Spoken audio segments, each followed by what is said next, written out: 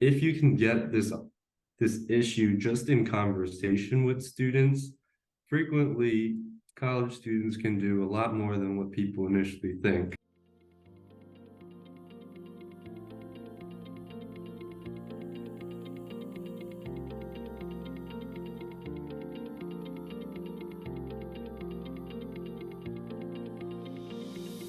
This is a very dynamic group of young people on 16 different college campuses in Pennsylvania that have been working together to build public support for the efforts to enact open primaries. Our generation is the most dissatisfied, maybe with the government, or maybe just the more eager to change it. I think you can narrow in on a thread of injustice. Independents are being shut out. We were able to get about 10% of students at this college to sign a letter in support of open primaries. So the development of Students for Ballot PA has been organic. The issues that Students for Ballot PA kind of talk about or advocate for, it was almost immediately. I almost had to scratch my eyes because I couldn't believe there was people our age at the Capitol building. And I'm really, really dedicated to getting this bill passed. Thank you everyone for joining us today. I'm really looking forward to this conversation with some of the leaders and co-chairs of Students for Ballot PA. By way of background, this is a very dynamic group of young people on 16 different college campuses in Pennsylvania that have been working together to build public support for the efforts to enact open primaries that are working their way through the Pennsylvania legislature, and with a little bit of luck are going to pass this year or next year. So let's dive into it. With us today are Harry Ho from Swarthmore College, Danika Grieser, also from Swarthmore, Andrew Cadwallader from Haverford, Brenna Wrubel from Carnegie Mellon, Josh Summers from the University of Pittsburgh, and Jojo Dawaldi from Penn State University. Wave hello, everybody. So I want to ask a number of questions and then open it up for, as Russ said, questions from our audience today. Before we do that, though, if you guys could just take a minute and introduce yourselves, talk about what drew you to this issue, what you've been doing, what's your interest in open primaries in Pennsylvania. And I want to start with you, Harry, because you're kind of a ringleader. So let's start with Harry, and then we'll go to Danika, then Andrew, Brenna, Josh, and Jojo. Go ahead, Harry.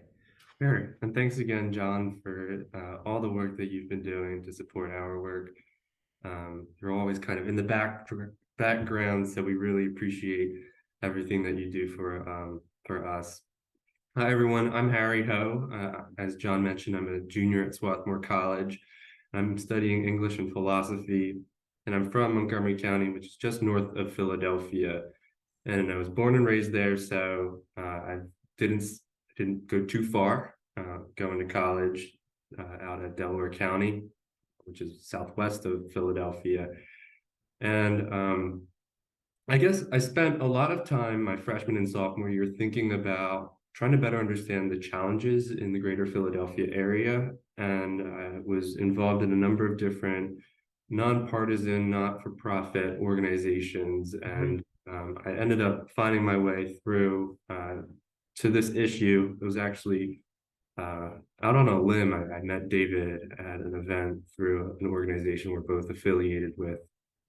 And David talked to me a little bit about this issue. And to be quite honest, I brushed it aside when I first talked to him and said, yeah, we can talk about this later. But a few months later, we ended up having another interaction where I was looking for some voter guides. And then David and I started talking again about open primaries. And he just asked, hey, if you're interested in having a conversation, let's do something. And we had a Zoom call. Fast forward a little bit, we did a soft launch in October, and we grew and grew and grew. And we can talk a little bit more about the type of responses we've received from students. But this has been a pretty wonderful and interesting journey, both as a student and as someone who calls Pennsylvania home. And so I think my story is unique, but yeah, that's a little too long. But no, that's fine. And just so everyone knows, the David that Harry's referring to is David Thornburg, the founder of Ballot PA. He's one of the leaders of the effort to pass open primaries in Pennsylvania. Danika, introduce yourself. Hi, I'm Danika. I'm a sophomore at Swarthmore College. I'm studying poli-sci and economics here. And while I currently live and my family lives in Bucks County, in Doylestown in Pennsylvania, I'm a military brat. So both my parents served in the Army and most of my family has as well. So I really got connected with the issue after talking with Harry about the veteran aspect of repealing closed primaries, as many veterans are independents. So that's been my main driving forces to being so involved. Yeah. Great. Thank you. Andrew? Hi, everybody. Thank you for having me on, John. So I'm a sophomore at Haverford College. I'm actually originally from New Jersey. I've always been interested in closed primaries and semi-closed primaries since I started voting, actually, because I'm currently a registered independent. And in New Jersey, it's actually semi-closed. So I had to register for a party the day of to vote for my own father in, a primary election, which I'm not a part of his political party, but I wanted to vote for him. And I felt that it was very, well, it felt like it didn't feel like the right thing to, become a part of a party. So I'm really interested and become interested since Harry introduced me to this, to opening primaries in Pennsylvania, to see if we can see more change in the country overall in different states that have semi-closed primaries and fully closed primaries. Great. Thank you. Brenna? Hello, my name is Brenna. I'm from Butler County, Pennsylvania, and I study public policy at Carnegie Mellon. When I was 18, I saw nobody on the ballot for my precinct's inspector of elections position, so I decided to run. Inspectors of elections run the polls and deliver ballot results back to the Elections Bureau at the end of the night.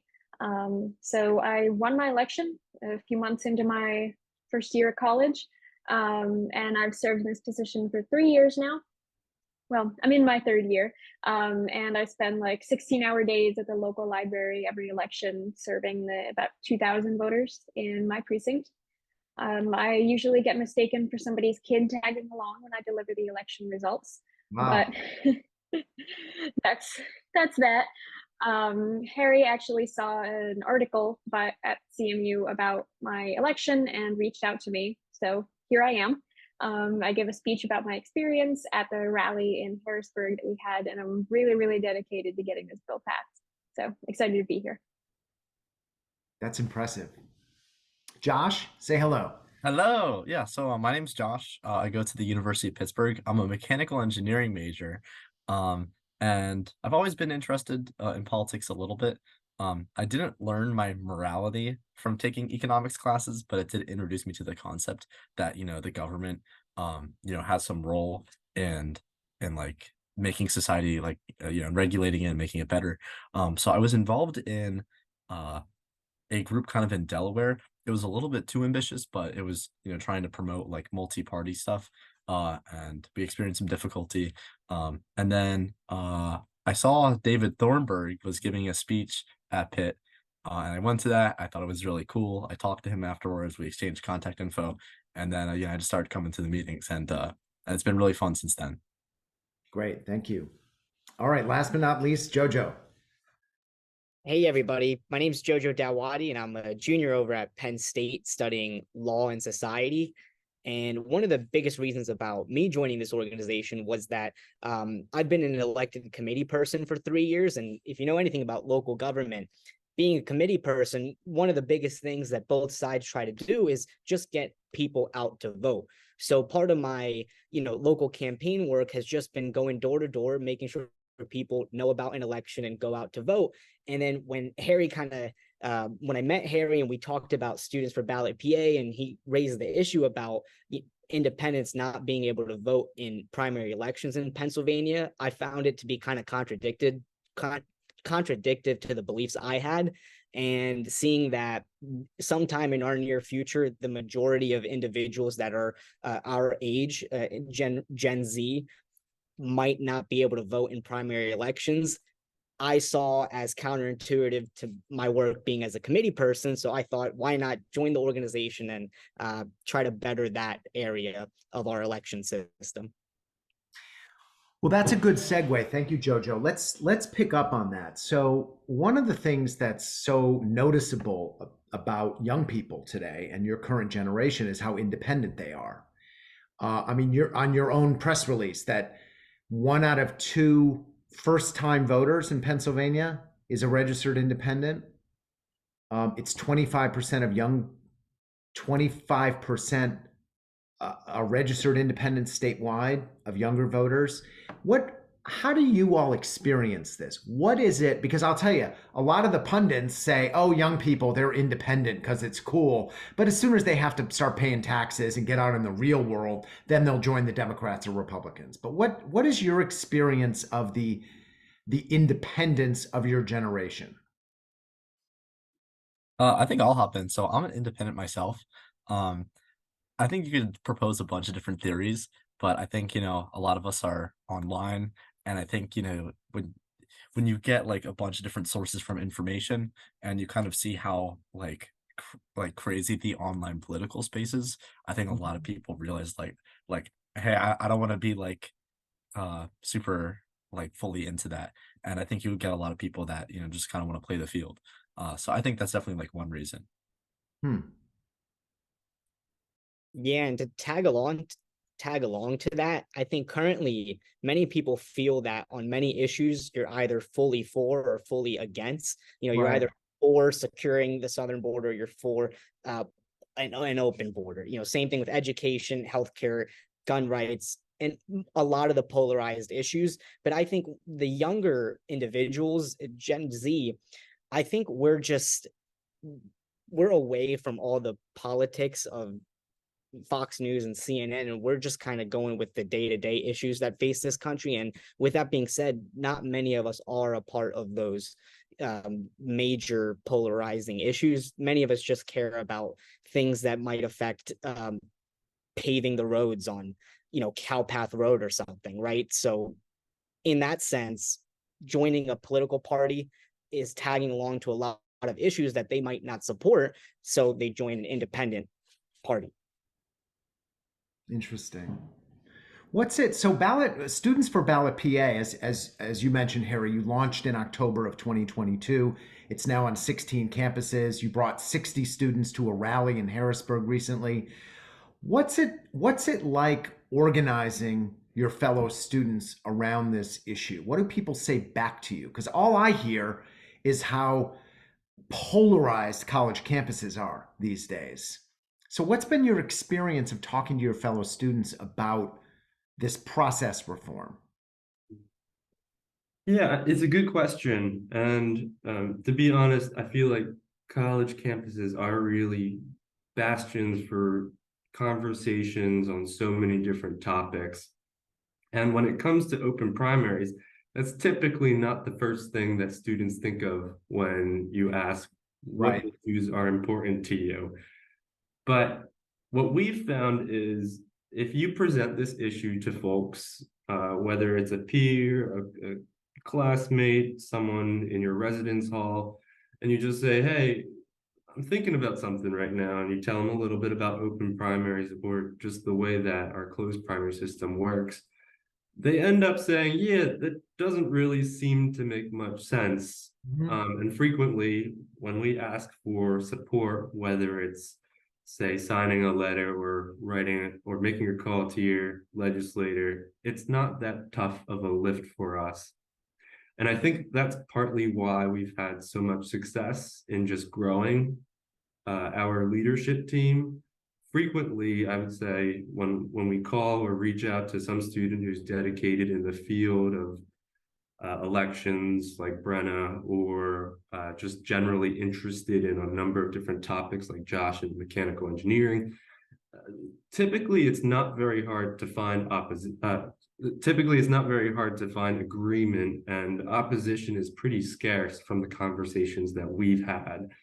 Now, that might not be representative of every student or person who's college aged in Pennsylvania, but for the most part, once you get people talking about this issue and the different sides, because we try to be balanced about why there might be some opposition, most folks that we've spoken to who come to this issue with an open mind to try to understand what's going on have been pretty supportive of our work. So I would just say core to our work has been just reaching out, having conversations, being honest, embracing that there is opposition, but trying to recognize why there might be opposition, and people have a tendency to be receptive to the ideas we put forward.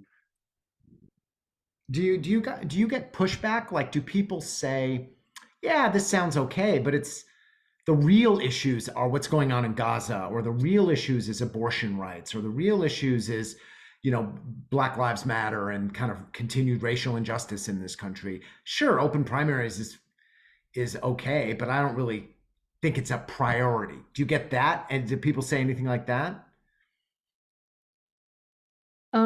As a fun note, actually, when we had our rally on the 16th of October, there was a pro-life march just outside. So I mean, it really speaks to that issue in the sense where there's so many different problems in this world. And I think to only focus on the mainstream ones would be a disservice to a lot of society and development of politics and social justice. So I think you can have that conversation, and at Swarthmore, where a lot of students and my peers are very much invested in big world issues. But I think when you have this conversation, like Harry said, and you bring this concern to someone's attention, you bring the concern of independents don't have a voice in these primaries. I think you can narrow in on a thread of injustice that doesn't have to speak to a extreme real world Gaza type of concern, but still has a big heart and a big place for people. So I don't think everything that you have to say has to be this big mainstream concern. And yes, I think we might have had some pushback here and there, but when you get to the conversations of independents are being shut out, you're being shut out when you're talking with your peers, with other students, when I'm talking with my family members, to veterans, saying you guys don't have a voice because you're mainly registered as independents. I think you can get to a larger issue that isn't necessarily addressed every day in the news, but you can find a lot of people that are invested. My experience is that we found a lot of people that are supportive of this on college campuses. Now, we tabled here at Haverford in our dining center, and Haverford's kind of a small school. It has about 1,300 students, but we were able to get about 10% of students at this college to sign a letter to our state representative, Greg Vitale, in support of open primaries. So at the end of the day, what this really is to Danika's point, this is a voting rights issue, right? And there's multiple voting rights issues. So college students recognize that this is a multifaceted issue. That's really exciting to hear. Let's talk about the Pennsylvania campaign. We've got about 10 more minutes, and then I want to open it up for questions. And just a reminder, if you have a question, go into the chat, type your name and your state, and then a 1-sentence description of what question you want to ask, and then I'll call on you when we open it up. So a couple weeks ago, you had a big rally, 60 students in Harrisburg with the legislative leaders. Talk about that process of how that rally came about. Give us the backstory on that. I can speak to this at the beginning stages, and I'm sure other people can jump in, but so Harry and I had submitted a research letter for a competition debating for democracy to represent our college, Swarthmore College. And we sent this research letter to Representative Solomon. And we really just outlined the issue. We brought the statistics of it, and we said, we want to have a conversation about repealing closed primaries. And from then we had a meeting with Solomon, and we had greater discussions and whatnot. And he said an idea he pitched to us is, let's have a rally. Let's show that students care. Let's show that if you can get X amount of students to Harrisburg, that representatives and legislators are going to see that this issue actually matters to students. So it started initially with that conversation, and from there it like really blossomed into a lot of work, but it was enjoyable work. And I don't know if Andrew or Harry or everyone else who had maybe had a large part in the organization of it wants to speak to it as well. I can. I'll let you go. All right, I just have a short memory from that event. So in the morning we had a press conference style rally, and then in the afternoon we all split up into about 8-ish groups of 3 to 4 of the ones who were interested in making legislative visits to go out into the offices and meet with staff and talk about, hey, being a college student, I'm interested in seeing some sort of action with the bills that have been introduced. And I went to Montgomery County Representative's office, Steve Malagari, and just went along with a few friends, met a staffer who was there. And I said, hey, I'm a college student. I'm interested in seeing some sort of legislative movement. Would you be willing to speak up for us? And turns out this guy seemed like a pretty young guy. I'm looking at his bookshelf and he has some flair. He has Ulysses by James Joyce and some Dostoevsky books. So I'm like, man, this guy's pretty interesting as a dude. Seems to know what he's talking about. And a few weeks later, turns out that staffer ends up joining our co-chair team. Really? And I will pass the microphone actually to Jojo if you want to finish that story. Yeah, so that staffer's me. I'm a legislative assistant over here in Harrisburg.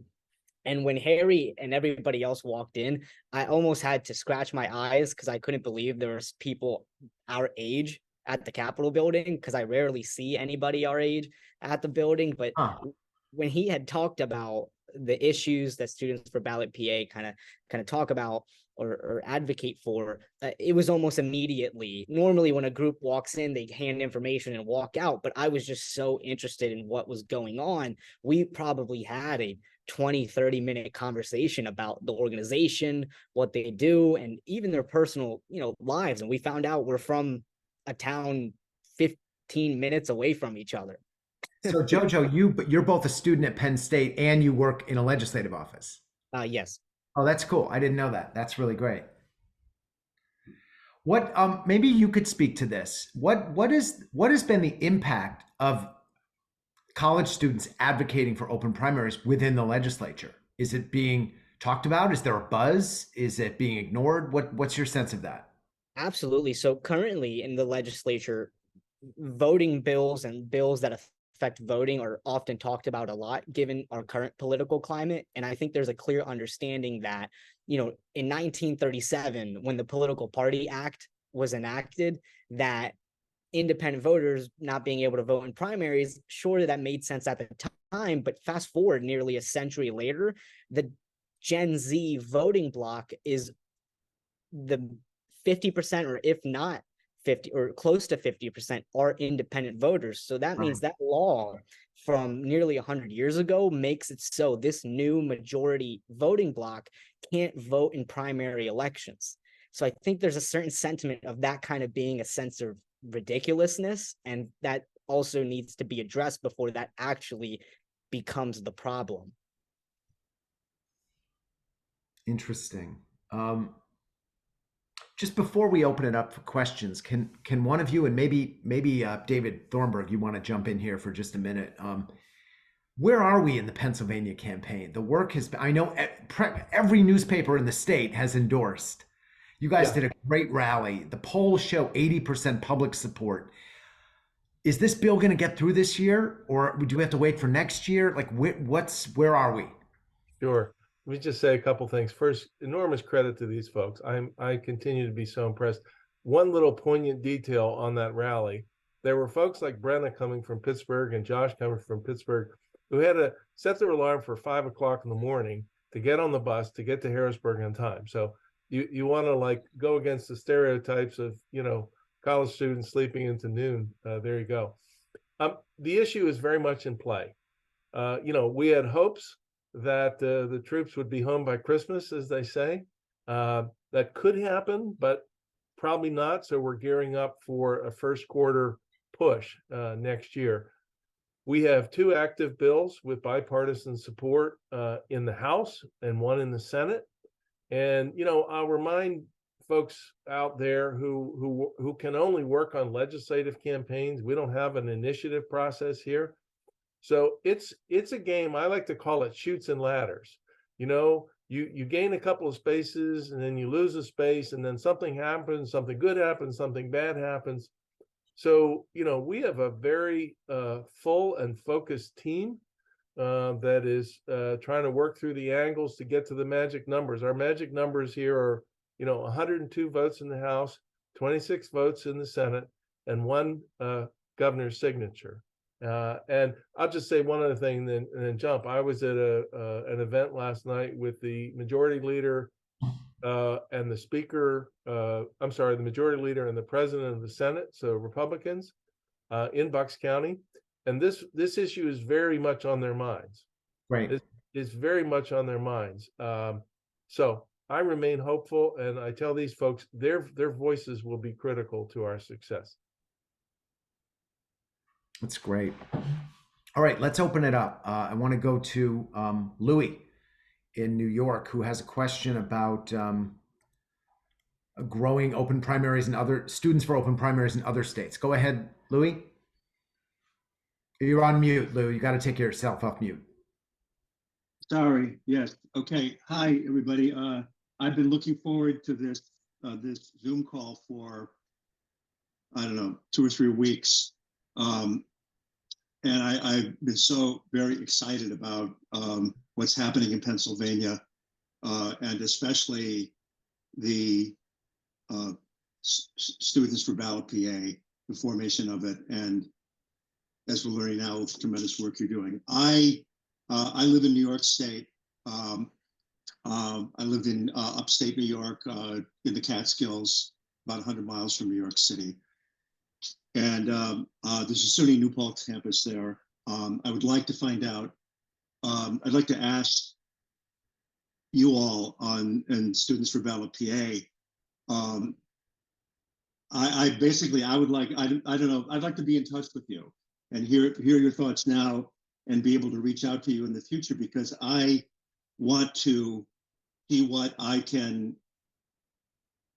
might be able to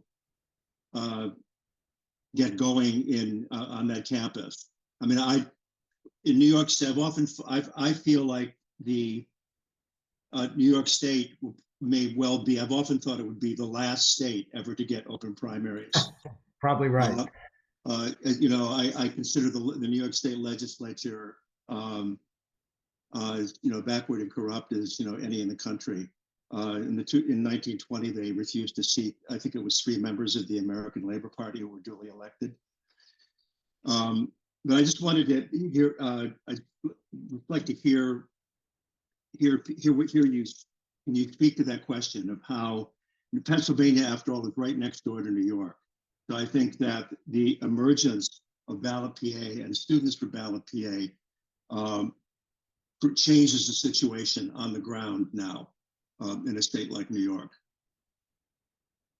I can take a stab at that. Thank you, Louis, for your question. You're not too far from us Yes. out in New York, and it's a good question. I will say, I think a lot of the ways that the broader Ballot PA campaign has been run has certainly been a positive thing for us. David's been an outstanding leader. But I will also say, with respect to the students group, I've really appreciated David as someone who's kind of given us more free reins. It's never really been, all right, you're doing this other thing. Now you're going to do this rally. It's more of, here's a space, here's an issue of the things that we've been thinking about. Now you're welcome to take this however you want. And the students kind of get together and brainstorm new projects. Does it look like reaching out to some legislators and doing a letter campaign? Does it look like putting together a rally? So a lot of the development of Students for Ballot PA has been organic. And I think that I'm not exactly sure what might be the best direction for, say, another state, but if you can get this issue just in conversation with students, frequently college students can do a lot more than what people initially think. And so I would say start some conversations with folks, see what they have to say, and people end up, when they come together on an issue, working together and putting some projects forward. So those are my 2 cents, but I'll defer to anyone else if they have other thoughts. Anything to add, anybody? No? Okay. We're gonna Thank go you, to Barry. we're gonna go to David Patterson, who has a question about the long-term prospects for this movement. Go ahead, David.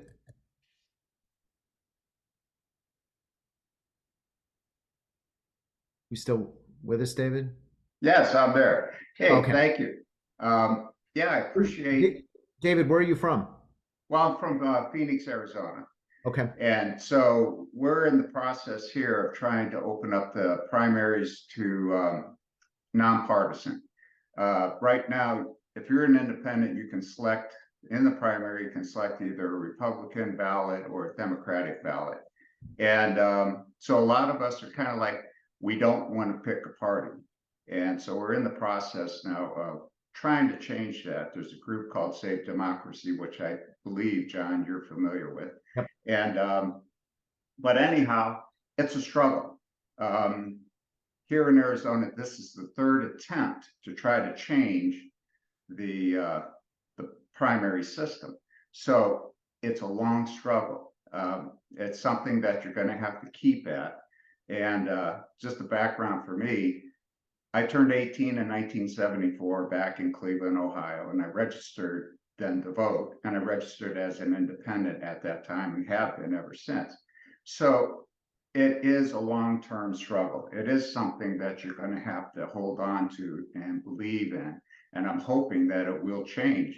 So I'm wondering, do you have that commitment? So if you could Boy, go you're ahead putting him and on the say spot yes, here. I'd appreciate that.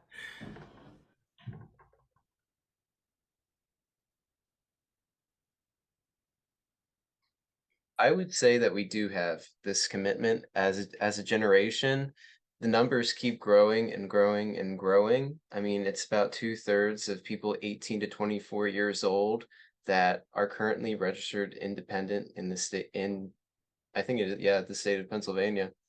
So if this continues, the next generation is going to be more independent than we are. So it's almost at that point a certainty that this issue is going to become more in the minds of many state legislators and state senates that have closed primaries. And maybe I can speak for my co-chairs, but I think I'm, very looking forward to continuing to work on this no matter what happens in Pennsylvania. And I think they all share the same thoughts on that. I think I'll hop in too. I think our generation is the most dissatisfied, maybe with the government, or maybe just the more like eager to change it. But this isn't a topic that a lot of people know about. I think a lot of those big world issues soak up a lot of space on campus. So Yeah. people will do, I mean, there's huge protests, on campus for a variety of different issues. But I think like when you get the word spread out and like people understand that, hey, this is actually like these are like solutions that we can do to improve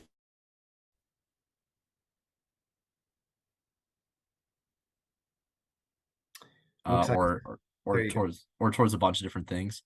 It's pretty vague, but definitely the first step is like spreading the word and letting young people know that this is a possibility.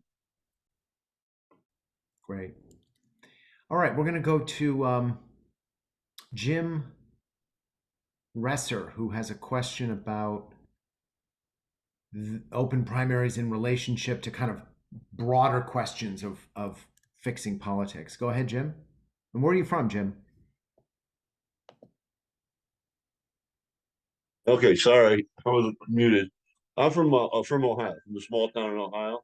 Okay, great. And Welcome. first of all, it's good to see these young people involved. It really is. back in when I graduated from high school, was in college, I was very much involved in politics, and through life, that kind of dwindled, and my generation is at fault for some of the problems like that. But anyway, here's to my question. What this to me, open primaries is just the first minor step in changing to get better elected officials. I'd like to hear the opinions of the college student and also John and David. Is ranked choice voting, fixing gerrymandering, fixing campaign finance. Is this the first step to change those situations as well? Thank you. Thanks, Jim. I want to cede my time on that to, I think it was Andrew. We were talking about this very same question. So let me turn it around to Andrew Cadwallader. Well, I think that, if you're looking at, thank you for the question, by the way. If you're looking at those issues, you have to look at the, very essence of those issues. And you have to think about our generation. As I said earlier, 2/3 of us are registered independent or unaffiliated. Why are we? It's because we have issues with the system that we currently, have to deal with the Republican and the Democratic Party. What's going on with campaign finance reform, what's going on with ranked choice voting, all of this is an effort for, our generation and future generations to have more say in what our politicians do in regard to campaign finance reform. We don't feel like we're being properly represented when a lot of our representatives are spending 7 hours of their day, going out to, try and finance their campaign for when they have to, go for re-election. So that's, this is what we're focusing on now, opening primaries, but it can serve as a bridge to all of those other issues that you're talking about. That's very eloquent, Andrew. Anybody else have thoughts on that? It's a big important question. I might hop in another time. I'm definitely interested in those things. I think everyone here wants to see a better government, and it's kind of, I guess, paradoxical or maybe hypocritical of some people, because I think everyone would say, gerrymandering is bad, corruption is bad, politicians getting millions and millions and millions of dollars from, shady organizations. No one thinks that's a good thing, but then, you ask people, hey, here are the steps to change it, and then everyone throws their hands in the air and they're like, that's too much work. Like I'm personally interested in it, but I think building that social momentum, and this is like a very, I guess, so like politics is a social thing, but I guess like the only way to do that is kind of building that social momentum. But I think everyone wants to see it, but unfortunately it takes a lot of energy. Great. I have a Pennsylvania question from Marion Keegan. Go ahead, Marion.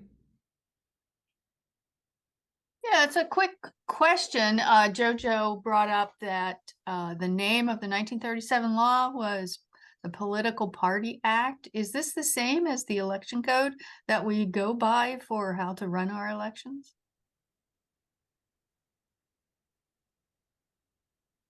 To my understanding, the Political Party Act was one very unique type of legislation that was passed during that time, because at that time there was a phenomenon where people would join another political party just before a primary election to vote for the candidate they wanted to be the easiest person that the other party could beat.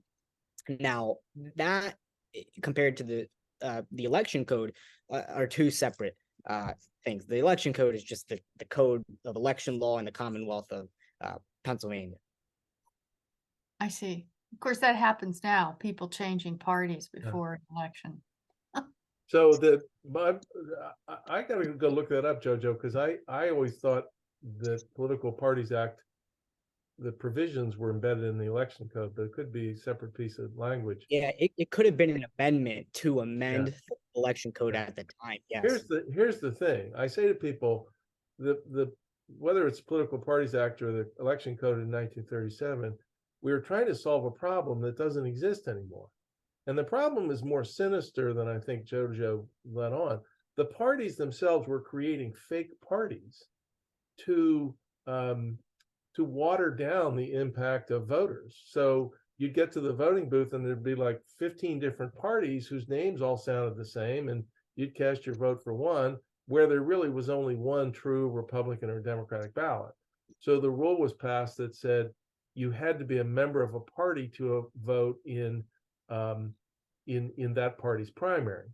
Now, this is at a time when, I looked this up the other day, the number of people registered as independents was 1/6 of what it is today. Wow. So in other words, there just weren't anybody. There were no such thing as unaffiliated voters. You're either an R or D, and that's the way it was.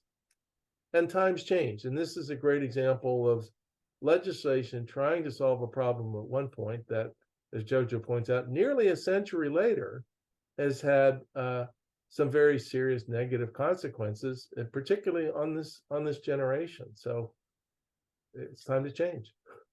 I want to bring in Tessa Brown, who has a question about what's the specific policy that Students for Ballot PA and Ballot PA are working for. Go ahead, Tessa. Yes, I was looking for clarification of what you meant by open primaries in Pennsylvania. Are you talking about allowing someone to be able to vote in either the Democratic or the Republican primary? Or are you talking about a primary system where anybody, whether they're Republican or Democrat, can actually run? So that the ballot is that you have a choice of choosing people regardless of their party. It's the former. I'm sorry, the former? Yeah. Thank you. I think that the political scientists call this a semi-closed primary. And that was a concession to what we think is practical in a very partisan legislative process. So we got to clear this then, and we'll see what territory that opens up downstream. Okay. Is your goal inevitably to get to where you just have an open slate of people and you can vote and then add ranked choice voting to that? First things first. Our goal right now is to get these bills passed. Okay. Thank you. Great. A question from Lanny Wilker in Oregon about ways to mobilize young people in Oregon. Go ahead, Lanny. Thank you so much for your good work. We are working to open the primary in Oregon and do a final five, kind of like Alaska. And I'm wondering if you have contacts with any Oregon-based student organizations or national organizations. I've reached out to like the Campus Pergs and the Millennial Action Project and haven't found good contacts here.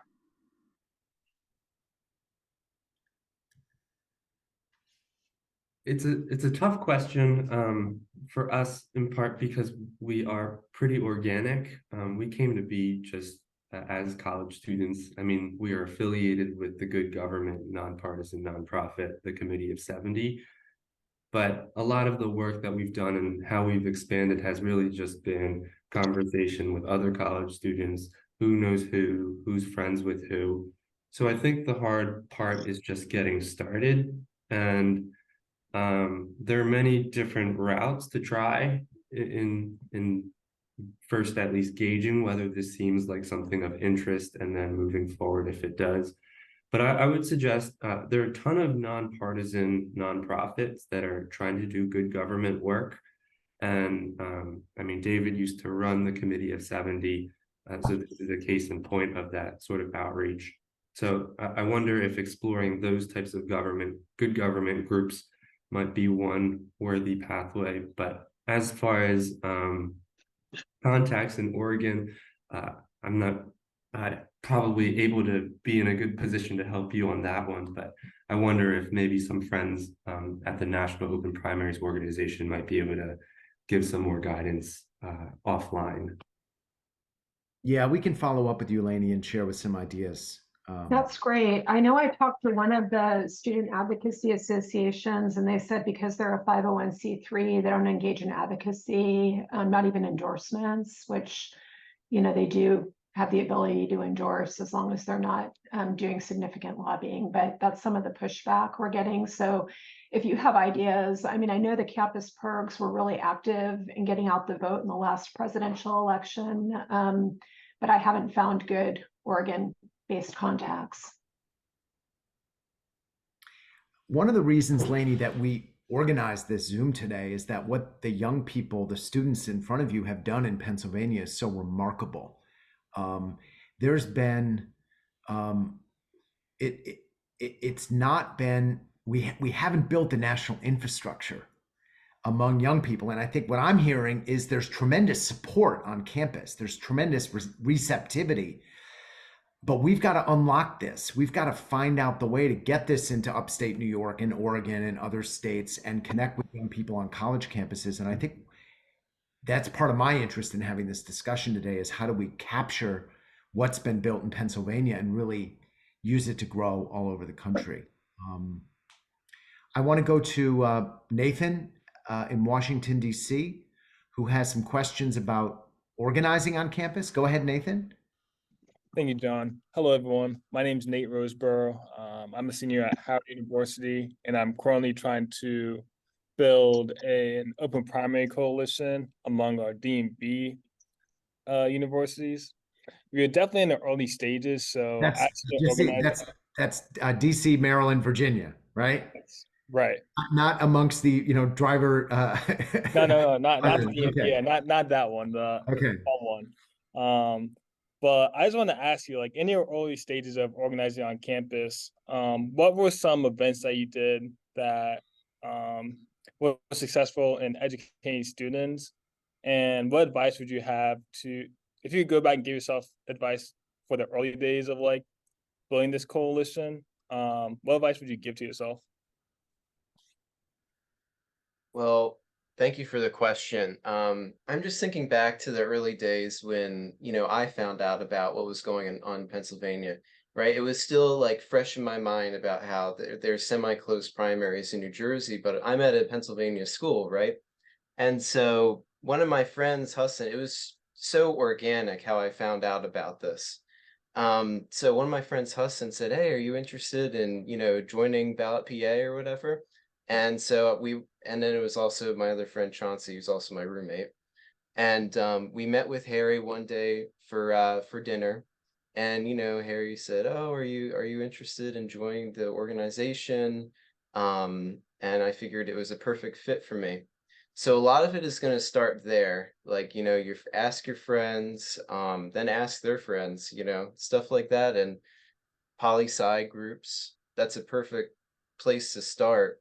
And even tabling, I would say, because if you table in a very busy area, you're going to get a lot of, people that go by, and you can tell them about what you're for and how this is such a big voting rights issue for a lot of young people in this country.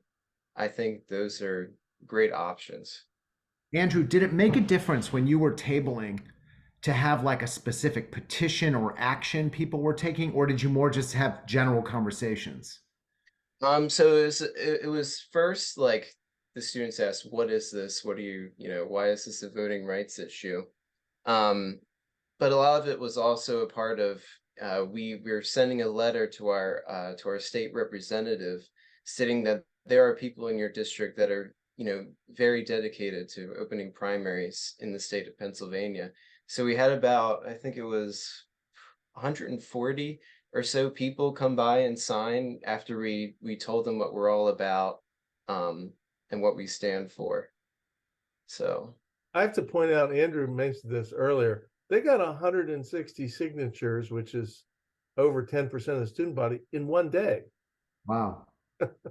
So and my thing is, I think this is a pretty simple thing to communicate.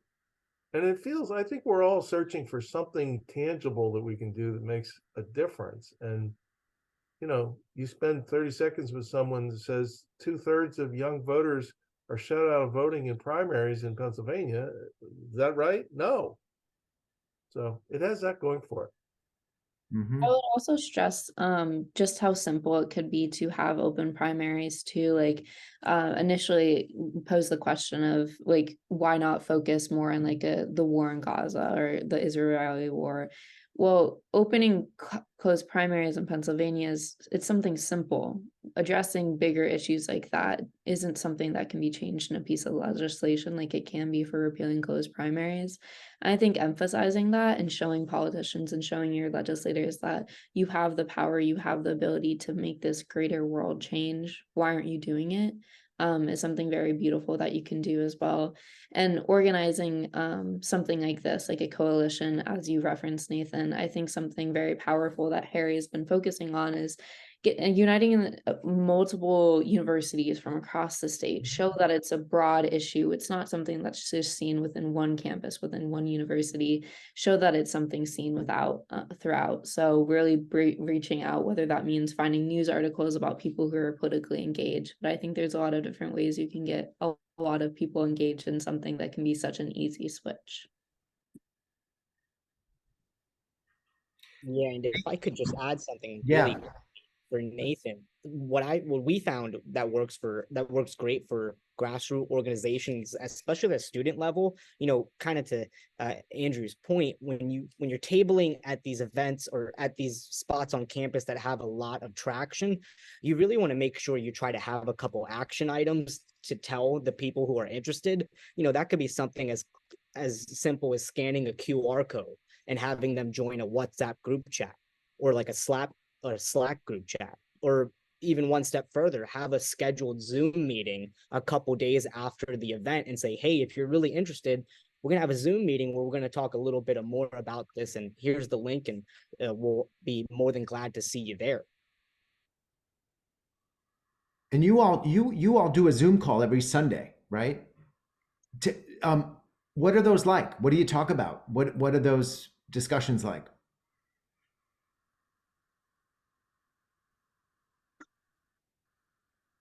I'll hop on. So we talk about a bunch of different things, and it kind of depends on like where we are. So like the few weeks leading up to the rally, it was a lot of like logistics and stuff like that.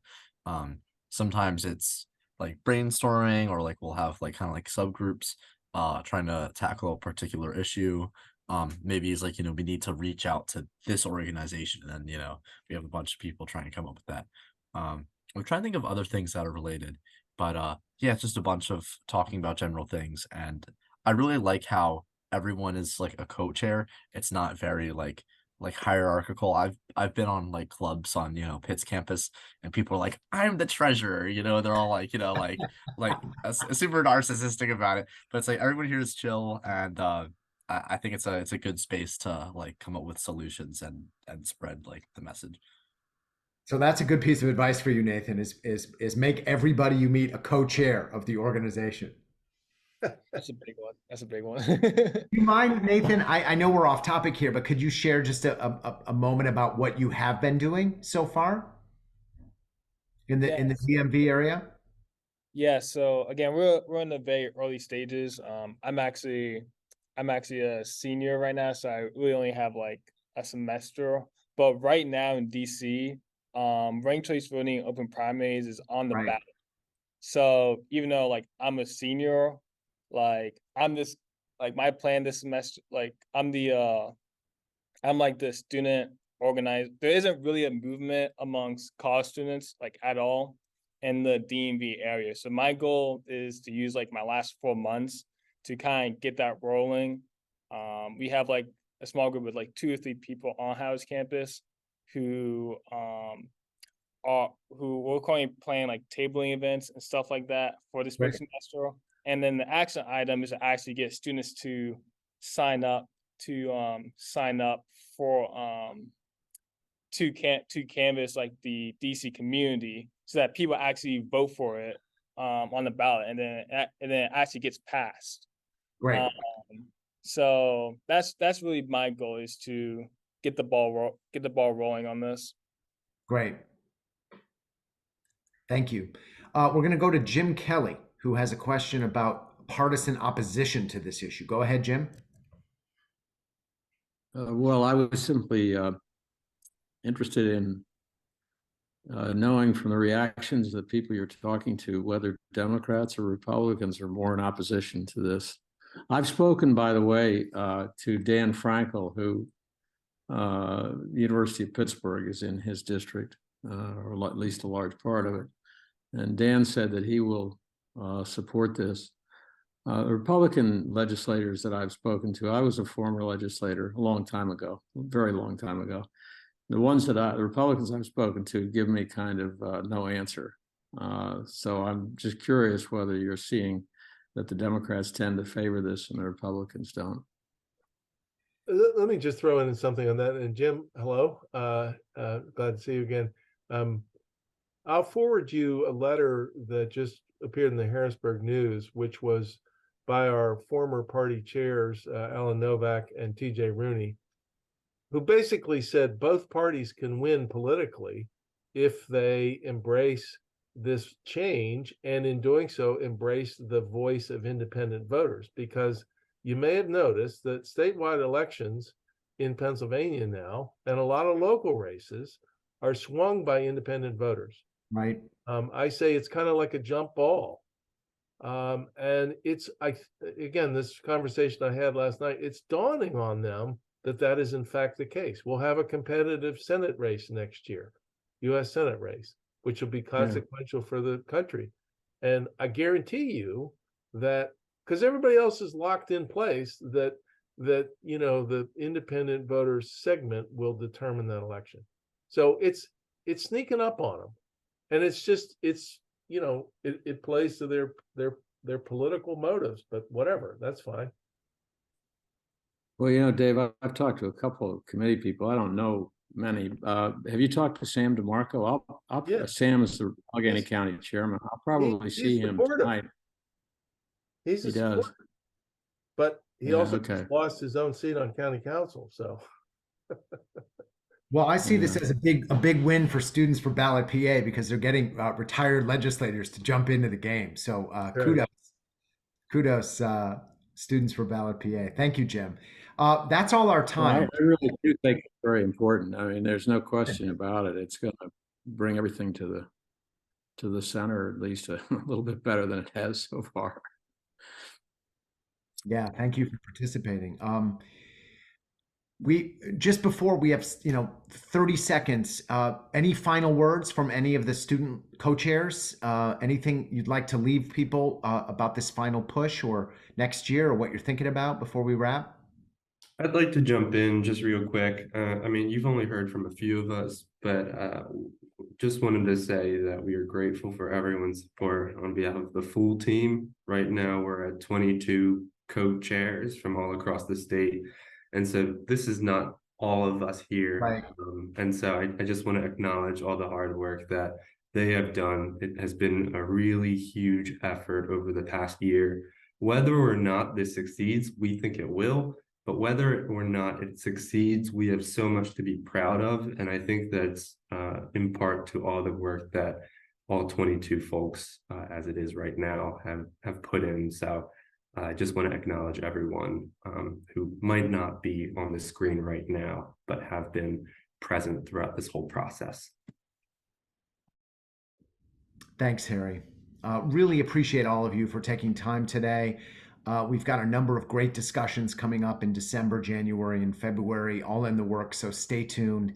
Have a great Thanksgiving and wonderful holidays, and we'll see and talk to all of you soon. Take care. Thank you. Bye-bye. Take care, everybody.